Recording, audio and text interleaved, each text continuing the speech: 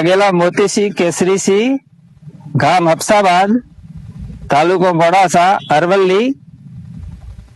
હું છેલ્લા 2013 થી યુરિયા ડીએપી છોડીને પ્રાકૃતિક ખેતી કરું છું અને તે પૂર્ણ ગાય આધારિત ખેતી કરું છું. અને અત્યારે હું દરેક જગ્યાએ પૂરી પ્રાકૃતિક ખેતી કરું છું. અને જે અત્યારે હાલ મારું જે અડધા વીઘામાં ફુલેવર અને કોબીજ વાવેલી છે એ ગાય આધારિત જ છે. એની અંદર હું જીવામૃત છંટકાવ પણ કરું છું અને પાણી સાથે પણ જવા દઉં છું.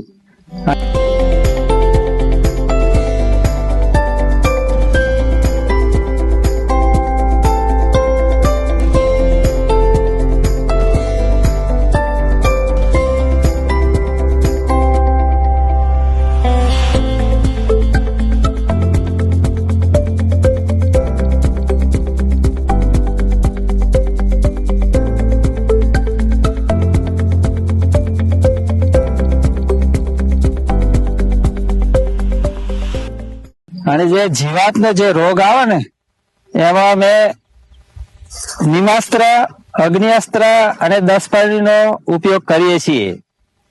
અને જે ફૂગ વગેરે આવે એના માટે જીવામૃતની સાથે અમે છાસ વગેરે જવા દઈએ છીએ. તેથી અમારું ઉત્પાદન જળવાઈ રહે છે. અને જે કેમિકલ ખેતી કરતા હોય એમનાથી અમારે સારો એવો પાક થાય છે અને બજારની અંદર અમને તેના કરતા ડબલ ભાવ મળે છે. ઉત્પાદન એટલું જ હોય છે પણ આનો ભાવ હોય એ બજારની અંદર ડબલ મળે છે. હાલ મારે ફ્લાવર છે 1 કિલોના 80 રૂપિયા મળે છે અને કોબીજ છે તે 60 રૂપિયા કિલો મળે છે.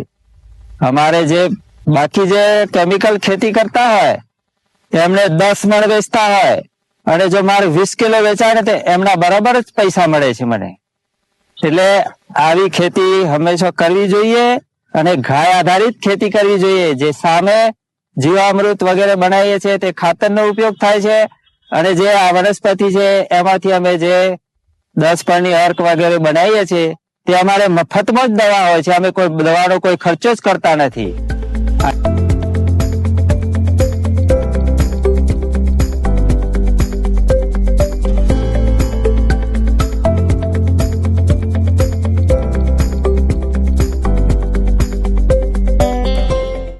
અને આને જે બજારની અંદર જે પ્રાકૃતિક ખેતી કરતા ખેડૂતો પાસેથી લેવા માટે લોક અમારે ઘેર આવી જાય છે.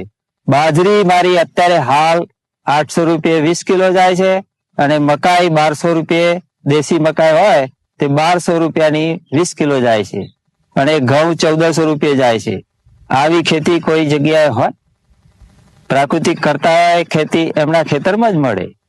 બાકી જે ભાવ લેવા જાય તે એમના ભાવ સીઝન પર 400 રૂપિયે મણ જાય છે, અમારા 1400 રૂપિયે જાય છે. હવે ખુદ ફરક જોવો જોઈએ. અને હું તો દરેક ખેડૂતને સલાહ આપું છું, એમને વાતો કરીએ કે ભાઈ આ જ ખેતી કરવી જોઈએ અને ગાય આધારિત ખેતી જ કરવી જોઈએ.